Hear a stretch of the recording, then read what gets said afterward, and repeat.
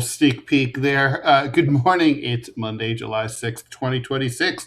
You're watching DeProgram with Ted Rall and Jamarl Thomas. Thank you for joining us. It is 9 a.m. Eastern Time. We're here Monday through Friday, 9 a.m. Eastern Time. Hope you had a great Independence Day weekend. Jamarl, how are you doing? I'm doing okay. How's it going, man? You doing all right? I am doing okay, indeed. So let me make sure I've got no glitches here. Okay, cool. All right, so a lot to talk about. We all saw the 250 festivities and celebrations.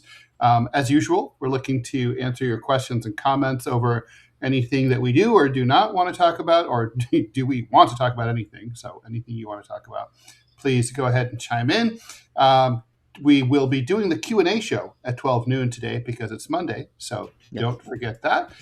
Save your weird questions for that, maybe, or don't, whatever you want to do. It's free speech for now. All right, so we're going to be talking about a bunch of stuff.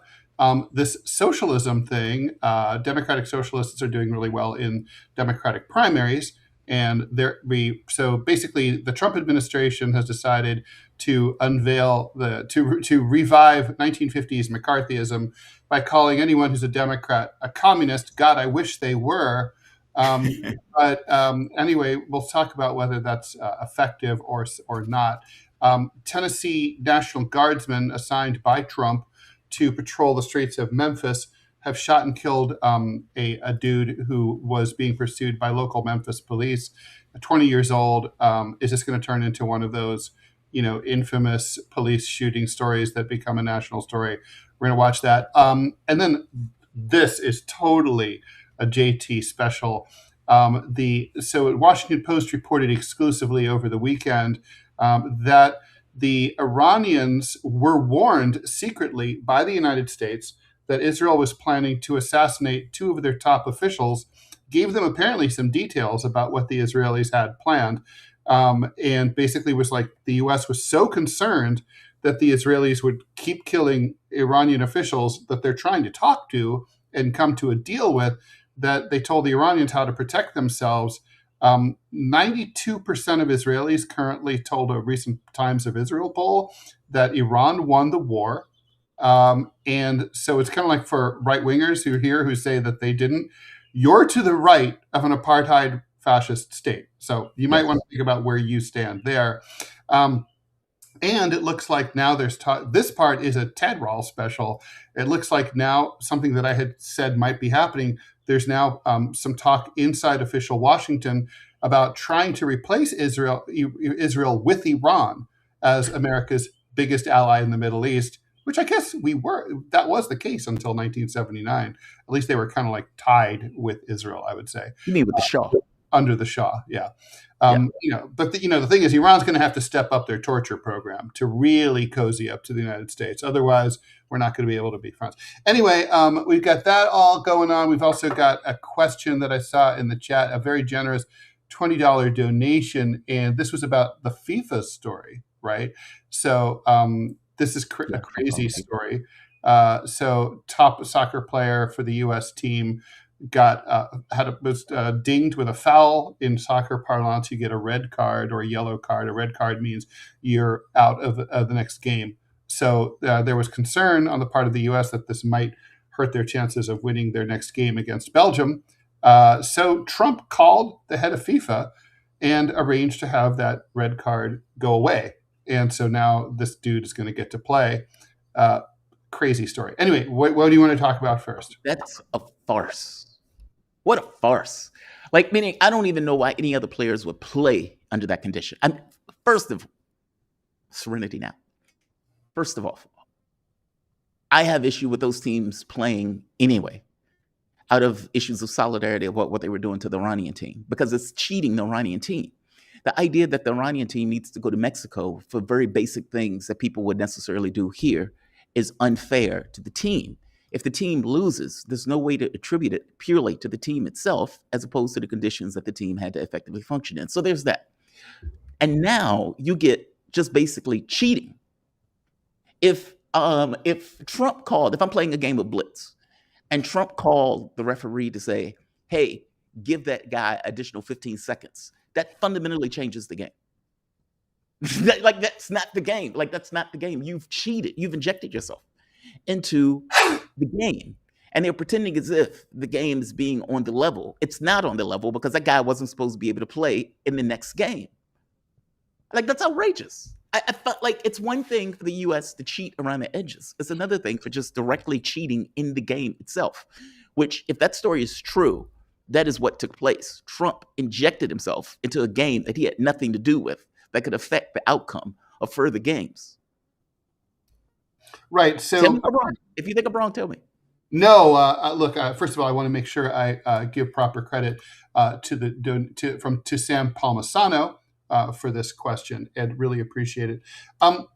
It's no, I mean, look, I think it's outrageous, and to me, it's like there's so many layers to this that smell bad. First of all, it's the fact that this happened literally at the highest levels of the corridors of power. It's the fact that the FIFA president has been sucking up to Trump now for years in order to, get Trump to cooperate with, to make sure all the visas and everything got approved. And then Trump didn't really go along with any of it. It's the fact that nothing like this apparently has happened since the 60s. It goes that far back.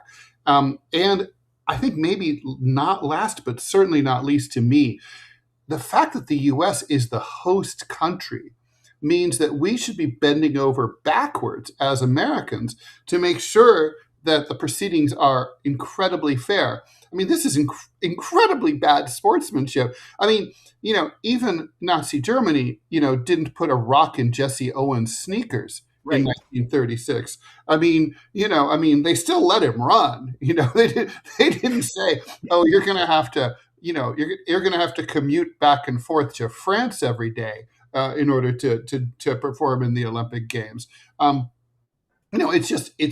It's shady. It's just a bad look. It's everything. It's Trumpy, but it's also the fact. Look, you always bring up the solidarity issue, Jamarl, and you're right. I mean, the thing is, the only thing that could put a stop to this would be, let's say, American soccer fans, even though they paid thousands of dollars for their tickets, decided to just not attend the game, and the bleachers were empty, or for the other teams to just not show up. Also, frankly, look. It was a very rough foul for that player. Balogun, he had, it wasn't on purpose. He basically came down on the foot of the other player in this game. He didn't try to fuck him up, but it's still a foul. It's a foul is a foul is a foul. Those are the rules of the game. He should have insisted, "I don't want to play." I got a red card fair and square. Now, obviously, the coach pressured him. The president of the United States personally interceded on your behalf. They talked him into it. The pressure is enormous. He shouldn't have done it. I mean, it's like it takes so much cooperation for bullshit like this to go through from so many people. And that's, the other teams, everything. Other players shouldn't. The other American players should have said, we don't want to play. It's not fair. It's not fair to the Belgians. Yeah, agreed. I mean, it's just outrageous. If that guy scores the winning goal for the next game, can you imagine that? Meaning, from my point of view, the other team can play. He's a great player. That could happen. I guess from my point of view, it's the other team that should say, "I'm not playing. This is cheating. This is no longer a game." The entire premise and the point of the game is, my talent comes, your talent comes, best man wins. Okay, well, that's not that.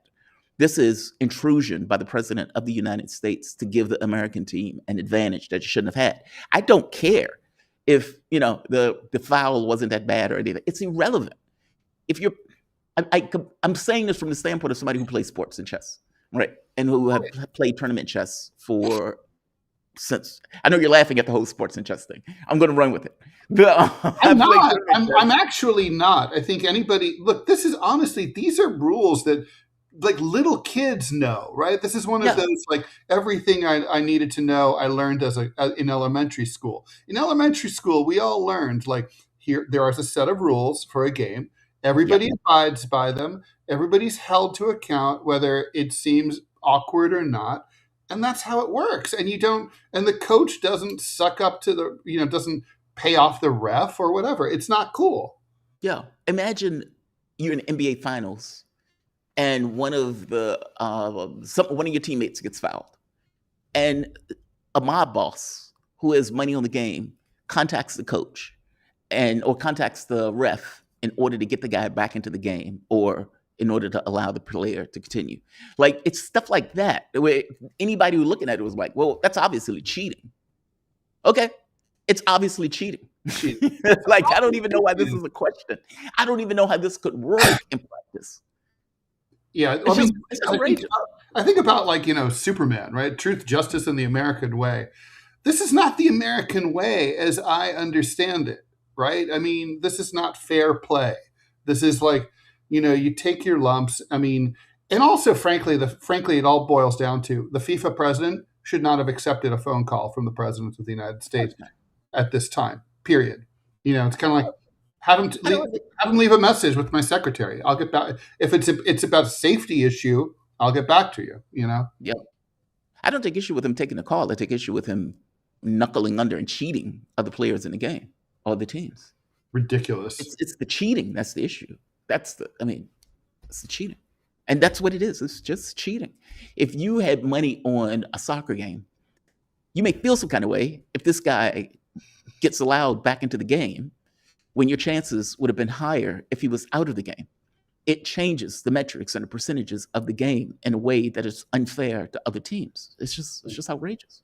Yeah, it's great. I can't even believe that this gets a pass. Like, that's astonishing to me that this gets a pass.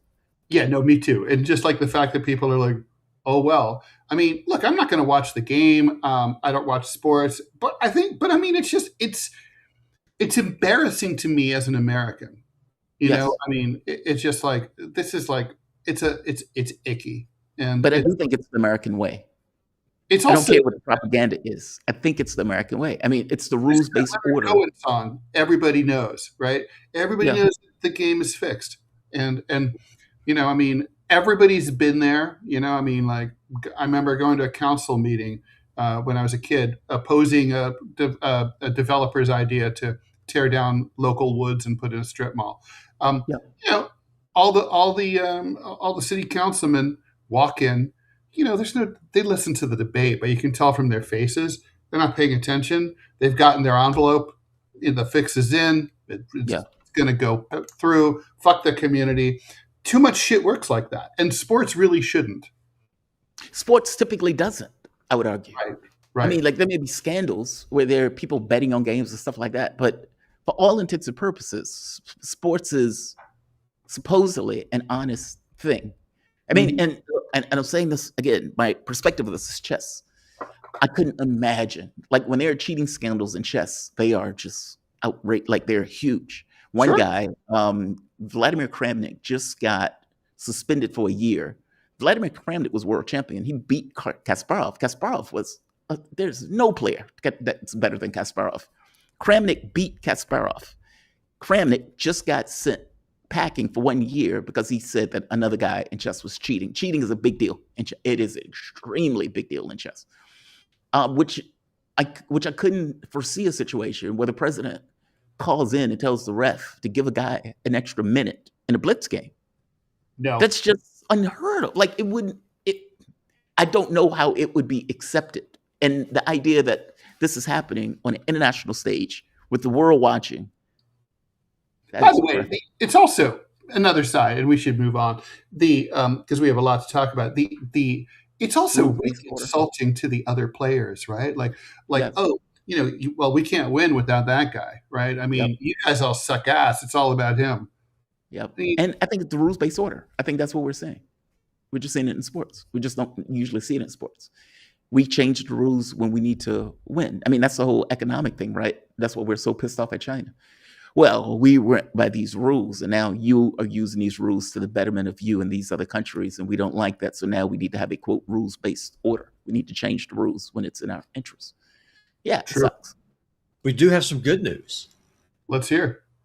we just broke over here on Rumble our monthly chat metrics. So huge shout out to y'all. Thank y'all. So Wait, we hit our chat metrics within 8 days, 7 days. Yeah, we just got it. So for those of you who are tuning in, Rumble, they changed the.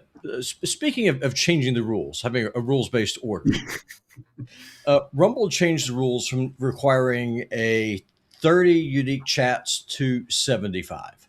And the reason why that's such a big deal is that is one of the requirements just to be in the Rumble Creator Program, which is how we get paid. So big shout to y'all. Thank y'all. We are there. It's all gravy from here. And one further request, because the chat is the one thing I have no control over. We can stream, we can make clips, we can make shorts. We can play all that, but the one thing I cannot control is the chat. So if y'all please do us a favor on TMI. Have President Trump call the president of Rumble and just tell him give us some extra chatters. Yeah, just give us an exemption. That would be nice. I don't think we're quite that important though. Yeah. But seriously though, I mean, if y'all would follow the TMI show, follow Putin Bite Gaming once a month. Come, drop an emoji, say hi, flip us off, whatever. It does not matter. We just need that. We just need that chat metric because that's the one thing I cannot control. So if y'all would do that for me, be a huge shout out, man. Thank you again, everyone, for your help. All right, thank you, Robbie. All right, let's get through some comments and we'll move on. I don't know, we can do whatever. Okay, so. John D. Cockefeller, doubtful. A guy getting schwacked by a national. Okay, we'll get to that. It was Nate Eaton. It was a red card because of where his foot landed, which caused the injury. If no injury, then probably just a regular foul. But players need to be protected from spikes out of hits. USA is playing clean. Sure, I agree. That was my take as well. Yeah, I don't doubt it. Ryan, but I guess my thing is that's not really the point. It's not the point. Ryan Newton to TBF. It was a bad call, and Balogun shouldn't have gotten a red call for that foul. Perhaps. That's irrelevant. But that's true about a lot of things. And if that's going to be remedied, it would be. I would have no problem with it if the referees looked it over and said, upon second thought, we looked it over and we were wrong and we're going to revoke that. But the fact that President Trump, who who controls the second biggest nuclear arsenal in the world, picked up the phone and called the head of FIFA to get it fixed, that's a problem. Okay, even if he's remedying an injustice. Exile the Knights of Malta.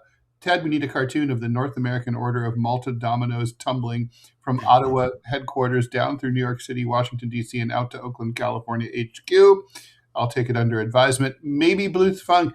Thanks for the $2. This is just a symbolic move to say that as Americans, we're special. Yeah, she's right. We can foul, destroy, beat, etc., and it doesn't matter. A small display to make the implicit explicit. Well said. Cheat meat for the base. That's really right. Yeah, but Douglas Smothers wants to know, how do you cheat in chess? I was going to ask you that too.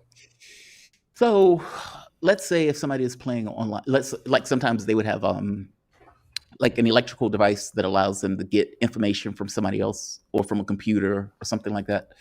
So instead of you playing this person mano a mano, you're getting somehow cues from some kind of technical. Sort of like George W. Bush during his presidential debate where he had the squawk box talking to him. Oh, did he? Oh, that's funny. Oh, yeah. Sometimes they do that. Other times, if you're online, that's when it's ripe for cheating. Yeah, because there was one particular guy who they accused of cheating, and then I think they indicated that the guy did cheat. This was Magnus Carlsen playing the guy, and Magnus Carlsen was like, I'm not playing this guy. This guy's a known cheater. When you're playing online, they have to have, it's kind of like any other game online. You have the capacity to cheat just because people are not necessarily physically there with you as you're playing. Right. There could be someone just right now, right next to me, right over here, talking to me, right? Like that. Exactly. Or there's a computer that is effectively feeding you information for when you play the game, that type of stuff. Mm-hmm. So, yeah, I mean, they even went so far as to, I think coffee is fair game. You could drink coffee, but other stuff. Like chess is weird. Oh my God, I'm not winning any chess games without coffee. Are you kidding? Right. Yeah, coffee is normal. But no, the cheating thing has been big in chess. It is a no-no. Oh, it is a no-no. Wow. It is a no-no. No. Okay. So, do you want to talk about this socialism thing? I mean, I thought it was interesting. Yeah. And let me ask you, do you think that's even effective at this point? That's the question I wanted to get to. So basically, everybody who's been following social media knows that the latest MAGA talking points that have been going out following the Mamdani-backed Democratic Socialist sweep in New York State and other states, right, in Denver area, et cetera, has been like they're communists. You can't. Trump said, on July 4th, you can't be a patriotic American and be communist. I would take major issue with that, but anyway, so basically, this is there's someone counted up the number of posts. So last week there were 626 posts where right-wing influencers and top Republicans used the words communism or communist to smear Democrats. That was up from 439 a week before. So it's a 43% increase. Obviously, this is a talking point for them. So calling Democrats communists. Now, one really funny part is I looked into some of the victims of these. Their poll numbers went up as a reason after the Republic, because that makes them look a lot more interesting. There's really just in a recent race, I don't even remember where it was, but someone just dropped out who was like trying to thread the needle in the Democratic primary between a far left and a far right. A corporatist and a far left lane, and there was kind of like no space for that. I mean, I think the American people are not in the mood for milquetoast, DNC, corporatist crap. They have. I don't want to. I'd like to say they never are, but that's not true. They have been. They just weren't in the mood for it. They were in the mood for it in 2012. They're just not in the mood for it now. They want they want real solutions, whether they're left wing or right wing. No, I think this is a fail for Republicans on a lot of levels, not least the fact that it's so old timey. I mean, you have a political class led by the president of the United States who are old, right? Like he's just turned 80. Mitch McConnell, all these guys, they're so old. And here you are dragging up shit. I'm 62. This shit was over like 10 years before I was born. Okay, this is from the early 50s. The Hollywood blacklist, like, oh, he's a commie, you can't, all that stuff. That shit isn't going to work now. I mean, especially young people, young voters, and they say under 30, but really under 40, they like socialism. They like Bernie Sanders. They like AOC. They like Mamdani. I think it makes them look old and out of touch. And I think it's ridiculous. It's embarrassing and cringy. I don't think it's going to work at all. I think it's going to shoot them it's going to have blowback. Yeah, I agree with you. I don't think this works. And I don't think it works for a particular reason, though. When Trump got in office, I think Trump has widened the political space. And what I mean by widen the political space, supposedly, when I was young, somebody like Trump couldn't have even gotten close to the presidency. Somebody like Joe Biden couldn't even get close to the presidency. Joe Biden ran like 4 times. And it was only when we got to the point of... Speaking of cheating, right? Like Biden, famously cribbed Neil Kinnock's old speech from the UK. Yep. Plagiarism. He got caught with it. He even admitted to it, right? Mm-hmm. Like, meaning somebody like Trump in the 80s wouldn't have gotten close to the office. And you found this kind of degradation in the political space. But I think part of the degradation in the political space is also a widening of what's possible in the political space. I think the center failed. I think people put their trust in people like Obama and Clinton and Bill Clinton, the Joe Bidens of the world. And for all intents and purposes, that failed. It didn't deliver on anything. And for all intents and purposes, it ended up giving you Trump.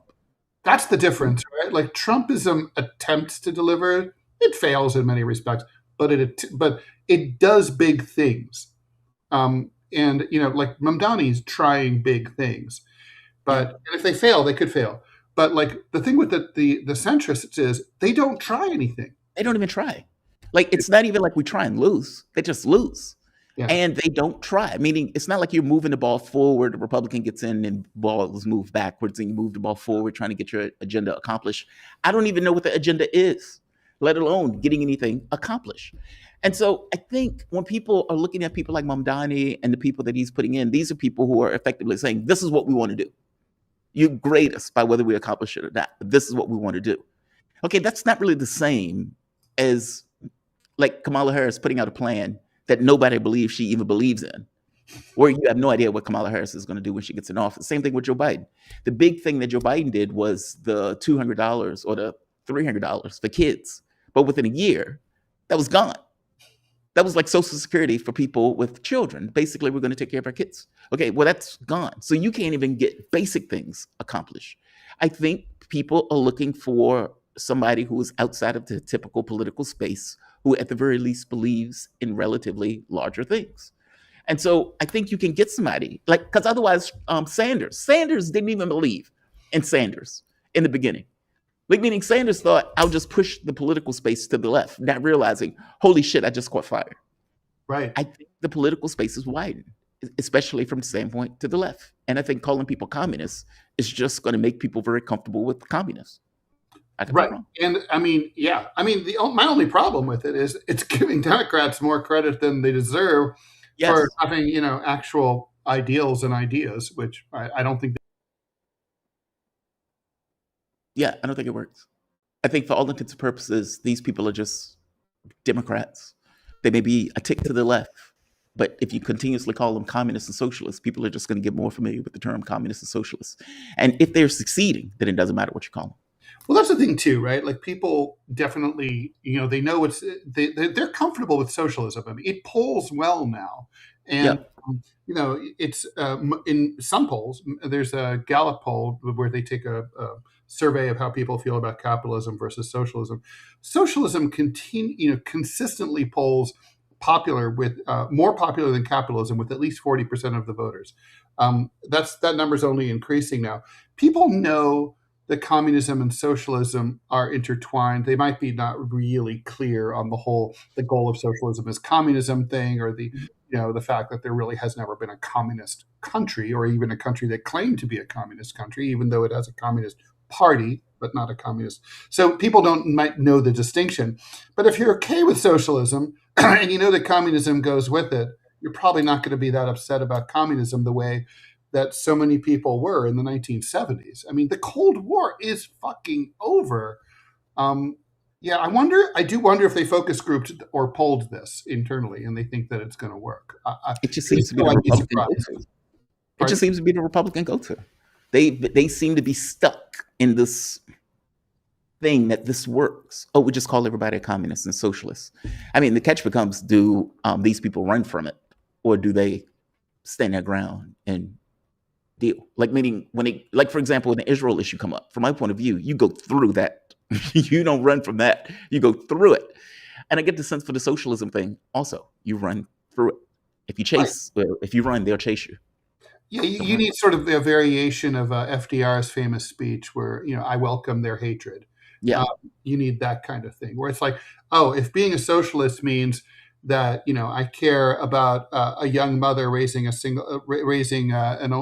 only child who can't afford health care for that kid, then I'm a socialist. You know, like that kind of vibe. Yeah. Then, you know, but anyway, okay, Sam Palmisano, thanks again for $50.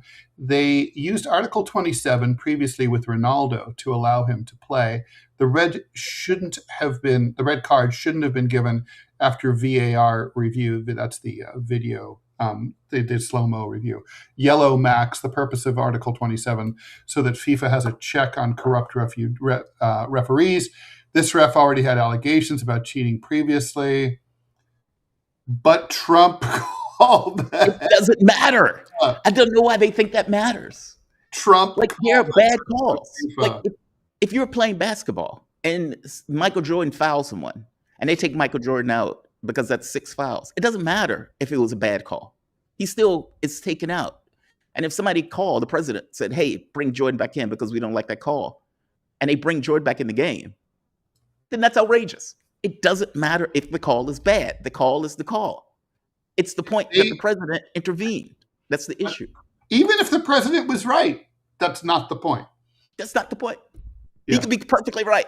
The call. I will accept that the call was bad. Sure. I would accept it. Fair enough. But the ref made the call. The idea that an external party calls and says, hey, put the guy back in the game is insane. I don't know why you got. I agree with that. Don't Sam know why you don't Palmisano, think that's okay. thanks already for another $10. FIFA is already corrupt to have Article 27, which manipulates and defers suspensions for high-profile players. You can't blame Trump for using the rules that already exist. He's just speaking up for us, in my opinion. Are you serious? Thank you for the donation. I think you're out of your mind. I thank you for the donation. You're out of your mind. It's a sport. The entire sport is not about who wins. And we're the host country on top of that. We shouldn't be whinging. Yeah, and there's that. We're the host country. And it's like, hey, we want to win this game, so put that guy back in. It's bad, right? I mean, it's bad. This is like, I mean, if memory serves, right, the famous U.S. hockey team that upset the Soviets in the 1980 Olympics, right? I mean, that happened in Russia, right? The Russians, Brezhnev didn't fuck with the American team. You know what I mean? It's Can like, you imagine some shit like that? It's like, take that guy out. cap that fucker. John D. Cockefeller, thanks for the $5. We don't need a new wave of McCarthyism. We need a wave of Masseyism, Thomas Massey, rooting out connections to Epstein and AIPAC. Well, Masseyism seems to be currently not ascendant, right, to say the least. Right. We'll see what happens. I mean, there's obviously civil wars in both major political parties. So I think we're on the same page about this. We'll see what happens. By the way, I'm shocked that the audience cares so much about this. To be honest, I didn't know they were paying. It's interesting. Yeah, it's cool. I'm glad that it's like it's good to stretch out because we can develop assumptions about what people want to talk about and be wrong. True. So. I struggle with that myself. But we already had President Trump called Robbie and told him that we should change what we're talking about today. So President Trump calling everybody. He's going to call and change all over the place. Anytime you're at a bar, he'll call your bartender and change your order and be like, he doesn't want that IPA. He wants a Scotch. In fairness, I would not have taken his phone call. Really? Because I'm sorry, I'm busy. I mean, the guy's a genocidal traitor. Well, there's who has stabbed his country in the back and is doing everything he possibly can to destroy what's left, the remnants of the republic. I have no time for that. Life is short. I don't have time for him. He's doing his best to help the American team win. So all is good. I mean, I'm such a curious person. I just couldn't help. My curiosity would get the better of me. Like, what the fuck does he want? Same here. I'd be curious about the phone call. Like, really? Is this Trump? Yeah. I mean, you just have to be. Who's the most famous person who's ever called you? Does it come to mind? Ever called me? Yeah, like Jesse Jackson, maybe. Jesse Jackson? Yeah. Wow. Yeah, for me it was George McGovern. Really? He wrote the intro to one of my books, and he called me to talk about it. I was like, what? And it came up on my caller ID, McGovern, comma George. I'm like, what? Holy shit. Yeah. No, for me, it was on the radio show. Jesse Jackson called in because he wanted to try to free the basketball player that was in Russia. And I suppose he thought calling onto Sputnik would be a way to get Putin here. Yeah. Brittany Griner. Yeah, it's a wild conversation. That's very cool. Very cool. For radio show, I had David Duke on my show. Oof. Did you? He was fascinating, actually. He was genuinely dangerous in that he was charming, smart, funny. I was like, if this guy got oxygen, he could get popular. Wow. Wow. I mean, I think he was just ahead of his time, So as we saw, by the way, should we talk a little bit about that? The America 250. So did you see the Patriot Front march? Far right wing militia, paramilitary militia group marched through Washington D.C. There was a photo that probably is going to end up a contender for the Pulitzer this year, of a young black lady on the metro in DC, and she's surrounded by these Patriot Front guys riding. They're not threatening her or talking to her, but they're all like surrounding her, like hanging from the straps and stuff in that car. And she's got that look, that flat affect urban look that we all know from riding subways in cities, where you're just like, I don't see anything. I'm not here. Yeah. I'm not engaging. But it's an amazing picture. And on right wing media, they're saying, "Oh, that's the Southern Law Poverty Center. Like it's Soros. It's fake. There's no real Patriot Front. It's all It's. I mean, guys, come on, really. I mean, there really are far right, like quasi neo-Nazi organizations in the United States. I mean, there are. I mean, they may forget. I don't forget this. When Donald Trump was giving his speech about how he was being cheated and there was fraud and everything else, the militia that was standing outside of Virginia, or that was standing in Virginia waiting for Donald Trump to give some kind of call sign where they were going to get their weapons and apparently do something, that was a militia. That actually did happen. Dude did get prosecuted. Mm-hmm. And they were staying in Virginia with the weapons because they couldn't necessarily bring them in DC legally. Like they were waiting for the call to start the revolution. These people exist. As Trump said, stand by to the problem. Stand by. Yeah. So I don't know what they're talking about. I mean, it doesn't shock me. Embarrassing. I mean, it's just like they're trying to just lie away this thing. It's very simple. All they have to say is like, yeah, real white right wingers are not a bunch of psychotic mask wearing racists. The end. Right. It's not complicated. Yeah, so, they don't do that. They just say it's Antifa. It's Antifa. So it's Antifa. I actually knew Stuart Rhodes. I went to church with him. Did you? Yeah, he's who you're talking about. So he was the leader of Oath Keepers back at my previous church. He would go there occasionally, and he was all about the grift and stuff. I also knew Randy Weaver. He lived here in Kalispell. Now, which one is Randy Weaver? I know Stuart Rhodes. Randy Weaver was the guy who the FBI over at Ruby Ridge. So yeah, they murdered his wife. They murdered his son. Basically what they did is Ruby Ridge, right? Ruby Ridge. Yeah, they entrapped him. So this FBI dude wanted a sawed-off shotgun. Paid Randy Weaver to make him a sawed-off shotgun. So he did a classic case of entrapment. Did it. Right. Then they executed his family for it. So I mean, it was just. But where I'm going at does that shit all the time. The weird Janet Reno era Michigan thing, where it's like they talked, like most of the people were FBI agents. Yeah. A few of the people were involved, but it's usually like you're prodding. And it's like, okay, would the person do that if the FBI wasn't prodding the guy to behave that way? Yeah, it's manufactured. And I guess the point that I'm trying to make is that our right wingers sure, y'all are talking to one. We obviously exist.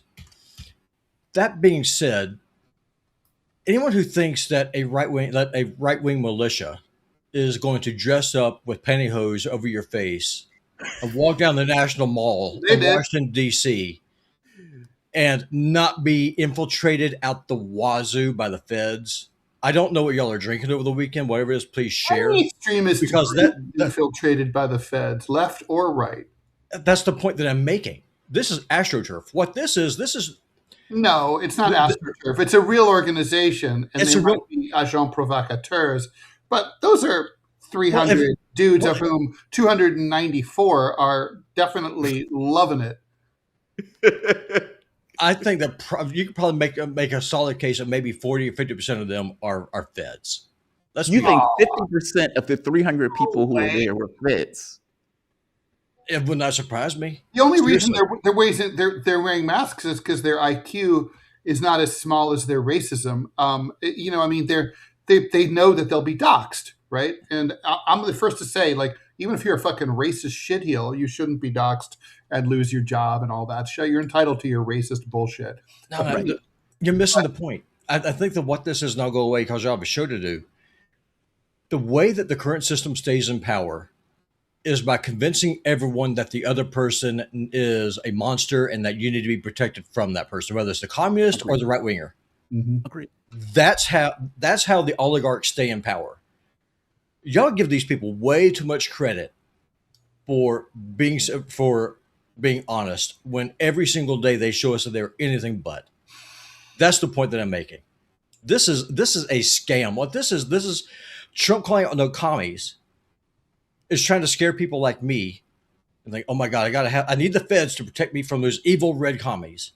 And then they immediately then have these people wearing pantyhose walking down DC saying, we're going to make America white again. Hot as balls. They must have been dying. To try and get people on y'all's end of the spectrum. Say, oh, I got to have someone to protect me from those crazy whiteies like Robbie. This is all a scam. It's a joke. Robbie, I don't think you're walking with pantyhose on your head. Look at look at the photos. I mean, you're not seeing their faces. I don't know what the hell they're wearing. It looks like pantyhose. Whatever. The point is that it's retarded, and the whole thing is a scam. It's a joke. We have bigger problems than this. Oh, that's all true. I just take issue with the idea that these are all like half of them or close to half of them are. Listen, I don't know how many of them are, but the thing is though. Nor do I. But the thing is, like, we know the January 6th stuff. There were an awful lot of agent provocateurs in there. We know that every time that the public has got together, whether it's Charlottesville or Unite the Right or the ISIS plot or Wall Street, the Gretchen kidnap plot, all that shit is like, it's. I mean, that's what this is. That is what this is. Yeah. No. All right. Well, we'll someday we'll know the truth, as the dead Kennedys always say. So just a reminder: 12 noon in 2 hours and 15 minutes, we'll be doing the Q&A show here. And so, all right, let's get into a few more comments. Okay, okay. Frank Friel, thanks for the $5. Do you know anything about Popular Democracy? I just got a call for a protest march in Washington, D.C. on the 9th. They offered a free bus ticket and everything. So I guess that would be Thursday. I don't know. I don't know. Not know anything about it. Never heard of it. Don't know. P.W. Walker, thanks for the $1. The feds have to create the problems to protect the people from. That ensures future budgets and paychecks in a failing economy. Agreed. I mean, they do seem to make the threats that they are, claiming to squash. So threats. Let's talk about threats. So I love this story. So if you don't think there's daylight between the U.S. and Israel, here's a story, right? The Washington Post and the here we go. are reporting that the Israelis, we know early on in their war against Iran, were attacking top Iranian officials. Of course, not least the supreme leader, whose funeral is going on right now, like they were going out of style. And it even got to the point where Trump publicly complained that there was getting to be no one to talk to because Israel was killing so many top officials just as talks were going on. Finally, it occurred to the U.S., hey, wait a minute. We asked the Israelis to stop doing this, and they're not. So now they finally decided to go around the Israelis, their close partners in the Middle East, contact the Iranians indirectly through intermediaries, a number of them, and say, please tell your Iranian friends, this is what the Israelis have planned. Take steps to protect your guys so that we can continue to talk to them. That obviously also was a goodwill gesture to the Iranians. They had to have taken it that way. To me, that says a lot. I mean, to me, it says that the Trump administration does not trust Israel at all. That they recognize that there's a lot of daylight between their interests of the two countries, and they recognize that they can find Iran to be more reasonable than Israel sometimes. That's a huge story to me. And now there's all this talk about like how. See, I guess my thing is I'm going to go out on a limb here. I think the U.S. would love to kick Israel to the curb or back burner them and have Iran become their new bestie in the Middle East, because after all, Iran is bigger, more important, has more natural resources, is more influential than Israel. It has a lot going on for it. The question is, will Iran be interested in this relationship given everything that's gone on? I would say if I were Iran, I would not be interested in this relationship. But or I'd be very, very, my request for a dowry would be immense. I mean, already we put $300 billion down payment, but there would need to be more coming where that came from. I don't know. What do you mean? Am I making too much out of this? Yes, you are. You are on. Talk about a limb. Whew, you are on a limb. I'm out on a limb of a limb of a limb. Yeah, I think you're on a limb of a limb on a limb on this one. So I don't. Okay, that's assuming that I accept the story for what it is. That may be true. Let's be aware, though. Israel. The reason that we back Israel is because it allows us to break up the Middle East with effectively our proxy. Meaning that is our objective. That is our want. We want to break up these Middle Eastern nations. We don't want a new Ottoman Empire. We don't want a power in this area. We want to break these up with Israel being the hegemon in the region, which is the entire point of taking down all of those Middle Eastern countries. We want to reshape the Middle East based upon American might. And we want to have our proxies and our puppet governments that are the Gulf states, with Israel being the lead. I don't believe for a moment that the United States wants to switch teams with Iran. And I don't believe for a moment that there's enough, let's say, assets in the U.S. government, meaning the blob of sorts, that wants to make that changeover. I don't buy it. Iran hates the U.S. And just because we're having negotiations with them doesn't mean that they don't hate us. We're just a hegemon, and they have to deal with us whether they hate us or not. The people that are out there protesting at the funeral who are wearing red, they're calling for Donald Trump's head. The idea that the leadership in Iran or the IRGC would accept this is nonsense. The Soleimani murdered, the supreme leader murdered, the people that were around the supreme leader murdered, Pezeshkian injured, and his son, I can't pronounce his name, Mataba or something like that, injured at the point where they murdered his dad. I don't get the sense that this is going to be a country that is going to be amenable to U.S. interests, either way you look at it, especially with Donald Trump saying that they're basically primitives. So I get the story. It may be true. It may be a situation where the U.S. was like, God, man, we're in a fix right now. We can't afford to have them murder Araghchi and I forget the parliamentarian's name. Bagher, I'm not going to try to pronounce it. Bagher Ghalibaf. Ghalibaf, that's it. Thank you. Yeah, if you murder both of them, what does it do going forward? Okay, well, the U.S., I don't know if you heard Vance. Vance recently, I got the clip of him, but Vance made the point of saying we needed to get the Strait open to get oil supplies out. Effectively, we were in a fix. And then we could reevaluate whether or not we want to resume attacks. This was never taken honestly. Israel is not leaving Lebanon, at least not until they're forced out. And the agreement that Iran made with the U.S. was effectively dead on arrival the moment that the U.S. tried to carve off southern Lebanon from Lebanon. I'm saying none of this stuff is indicative of the U.S. fulfilling the obligations of MOU. According to Vance, they just needed oil to flow because our economy was going to hit the skids, and Trump knew it. So maybe this is true, and maybe it is true because if this happens, the Strait closes entirely again. Not to mention strikes, in which case it damages Donald Trump's economic positioning just before the midterms. But it could be right. I'm not saying it's wrong. It could be right. Be like, please, don't murder the negotiators. It seems to be as well sourced as anything is from mainstream media these days. Yeah. And by the way, like I said, I accept it. It could be true. We need that Strait open.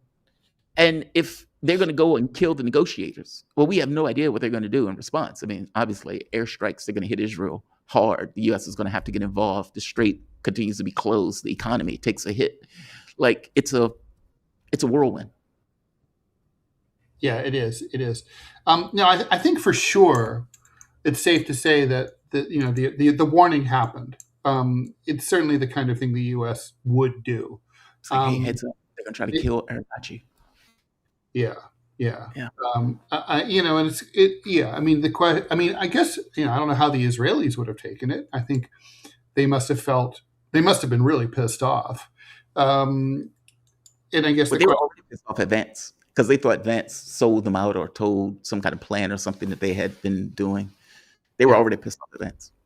Well, I mean, that's the thing, right? I mean, so if Trump croaked and Vance becomes president, what happens? I mean, it's will. I mean, Vance is not Team Israel here in the way that Trump is. But you're asking me what happens? I think the Yeah. same policy continues. I don't think because I don't think it's about the president in this case. I think this is U.S. policy. right. No, I think that's the safe call. I would agree with you on that. Okay, so we got to talk about this thing in Memphis and get ahead of it. It's looks like. So here's the thing. We're unfortunately in this country, we're really used to these, crazy white cops and sometimes crazy black cops killing usually young black guys, and usually they overstate the threat, if any, that they presented. Right. It's not always like that. Starting over a year ago, we saw Renee Good and Alex Preddy in Minneapolis, both very white people being, Right. offed by ICE. But here, this looks more traditional. But the wrinkle here is that this is in Memphis. Memphis PD was being assisted by Tennessee National Guardsmen, who were assigned, and people kind of forgot about this story, but assigned by Trump to patrol the streets of American cities, supposedly against crime. Obviously, we don't know what happened here. It might have been a legitimate shooting to the extent that these things are legitimate, but video will surface, no doubt, and then we'll know the truth. But I guess this is just, to me, this is kind of like the FIFA story. Tennessee National Guardsmen are not trained for police work. They Right. shouldn't, even if it's a justified shooting, they shouldn't have been in a position to shoot anyone. I mean, they shouldn't have been there. They just shouldn't have been there. I would say that, as fucked up as Memphis's cops are, I would trust them more than National Guardsmen to know how to do, street Police work. policing. Yeah. Well, why not leave the policing to the police department? It's that, right? It's like, is the police department really that bad off where they require the military to join in on the police work? No. And there's a difference between policing and the military. And that difference is not minor. That is a major difference. Like, meaning one is designed to kill the enemy. The other one is designed to maintain order. There's a difference in those things. And there's a reason why we call one police and one military. That's not insignificant. Like, that's not a minor distinction. That distinction matters. Sure, our police is fucked up. And sure, they're overly militarized. But they are at the very least trained in policing in a way that the military is not, which is why the military is not supposed to be there. Like, meaning we send our military over to kill the enemy. The American public is not the enemy. And if the American public is the enemy, then something is inherently wrong for that to be true. This is weird. That should never happen. We're in what I would call a pre-riot situation. There may not be any unrest. It may all turn out to blow over. That happens a lot. But in this case, if video surfaces of Tyrin Johnson and the events, the moments leading up to his death, and that narrative is not what the police say it is, then all hell's gonna break loose. All hell's gonna break loose. It's fucking Tennessee in July. It's hot as balls. People are going to be upset, and rightly so. I guess I look at this sort of, I look ahead and I look back to where we are now. Wouldn't it be smarter to say, we don't really know what happened, we're looking into it, we're going to investigate and get back to you, as opposed to, he turned around and pointed his gun at the cops, they were completely justified, the National Guardsmen had to do it. Even if that's true, wouldn't it be better to say, we're really going to double, triple, quadruple check at this stage before we, automatically blame the victim? And then if that turns out not to be true, that's what really pisses people off. That story better be true. True. I give cops so often not true. That's the issue, right? It's like, oh, his big black arms intimidated me and so forth. And that's what I thought happened. And I was just terrified. He pulled his gun, like, he was showing his wallet. Oh, right. Yeah, right. Or the guy goes for his wallet. It's like, I had literally seen cops ask for a person, give me your license. And when they reach for the license, they shoot him, saying, well, I thought you were going for a gun. And it's like, you asked me to get my license. Are you serious right now? Yeah. So you know, if I am being brutal Amadou here, Diallo in the Bronx, famously. Yeah. it's just outrageous. I mean, I've seen them shoot kids based on calls saying, "Hey, we saw a kid walking with a gun," and the cop pulls up within a few seconds, murders the kid. It's a kid. It's a toy gun. It's not a real gun, and yet they put a bullet in him. Yeah. So Tamir Rice was what, 9 or 10 Tamir years Rice. old?